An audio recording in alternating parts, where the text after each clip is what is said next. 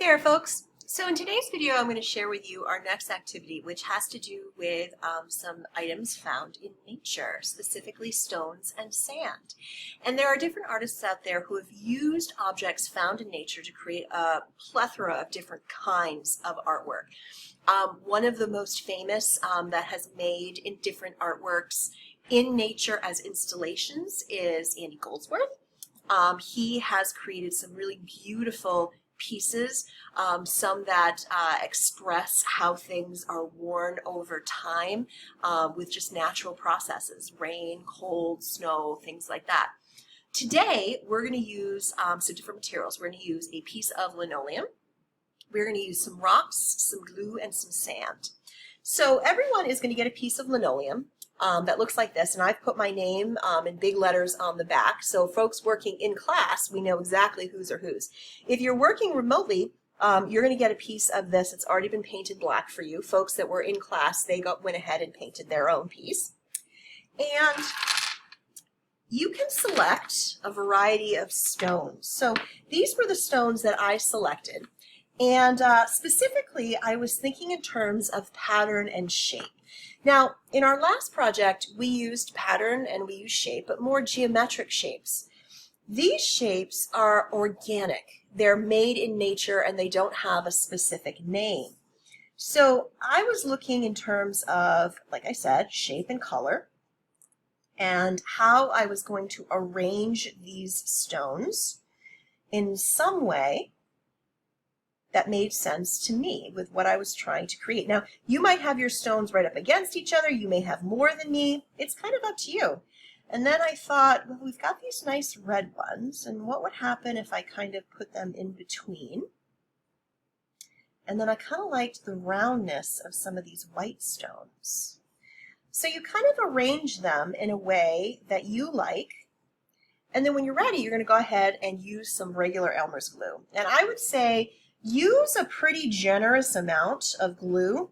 You can either put it right on the surface of the linoleum or right on the stone itself.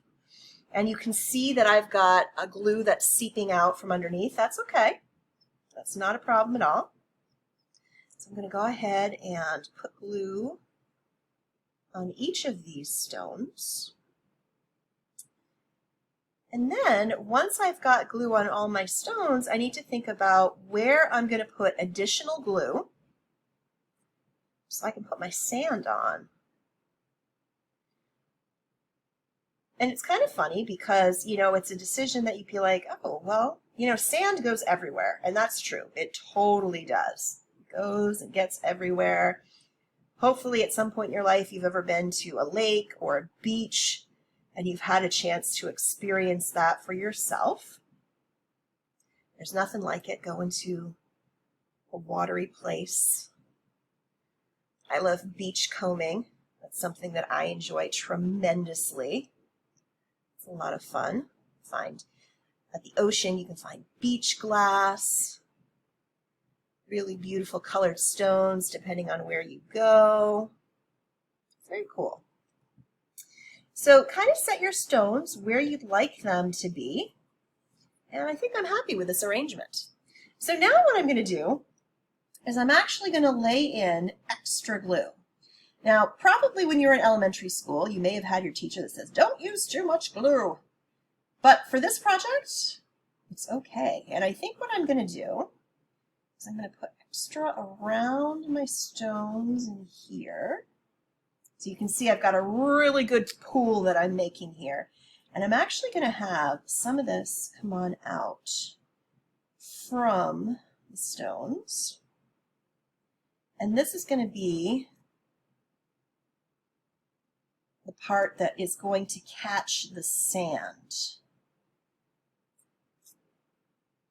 Now, the sand color we're using is going to be white. And you might be thinking, okay, we're using white sand.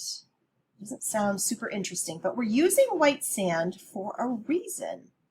And that reason is we're going to end up putting liquid watercolor, when all of this dries, onto the sand. And if the sand is white, We'll catch some of that color just a little bit better. All right. So now what I'm going to do is I'm going to take my sand, and I've got it just in a cup like this. I'll make it a little bit easier. I'm going to put a little extra sand in my cup because I think I'm going to need a lot of it. And what you're going to do is you're going to take it, and instead of pinching it and putting it on, you're going to go ahead and layer it on pretty thick. And what I'm going to recommend is you let this dry, I would say probably overnight, and then you can carefully take your piece, make sure you got a piece of paper underneath, pick it up and just tap it down, and all of that extra sand is going to come off, okay? And that's a good thing. Just make sure that you're shaking it off on a piece of paper because you want to make sure that you don't put it, if you're working remotely, you want to make sure it doesn't go everywhere in your house because remember, sand gets in all the cracks. And then we're going to take it and we're going to dye some of this using liquid watercolor. So at this point, you're going to let this just set, and then I'm going to come back and I'll show you the magic with some liquid watercolor.